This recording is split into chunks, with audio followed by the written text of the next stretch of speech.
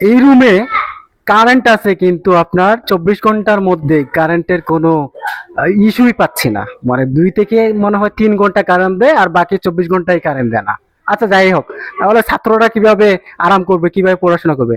আচ্ছা, তোমরা যে এখানে বসে বসে পড়াশোনা করতেছো, কষ্ট লাগতেছে না? লাগতেছে। তো দেখেন, তাদের কোনো বসার কোনো সুব্যবস্থা নাই। তো আমরা চাই যে আপনারা বেশি বেশি দান সদ্গা করেন, তাদের যেন ক্লাস, এখানে কিন্তু 3টা শ্রেণী কিন্তু আছে। হ্যাঁ, যেমন আমরা যদি প্রাইমারি স্কুলেতে গেলে যে কিভাবে 1 2 3 এরকম আলাদা আলাদা কিন্তু আপনার ক্লাস কিন্তু পার্টিশন থাকে, শ্রেণী কিন্তু ভাগ করা থাকে।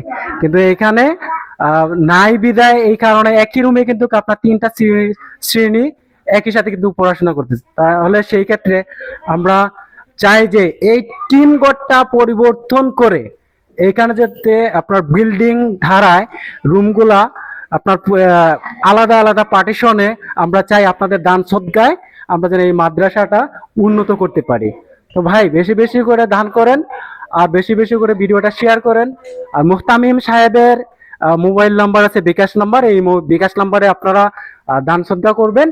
আর হচ্ছে যে ওনার সঙ্গে যোগাযোগ করবেন, আর না পারলে মাদ্রাসায় আসবেন, মাদ্রাসায় আপনারা এসে দান করে যাবেন। ভাই, দান করলে দান কমে না, কাল আখেরাতের জন্য আপনার অন্তত পক্ষে এটা করা উচিত।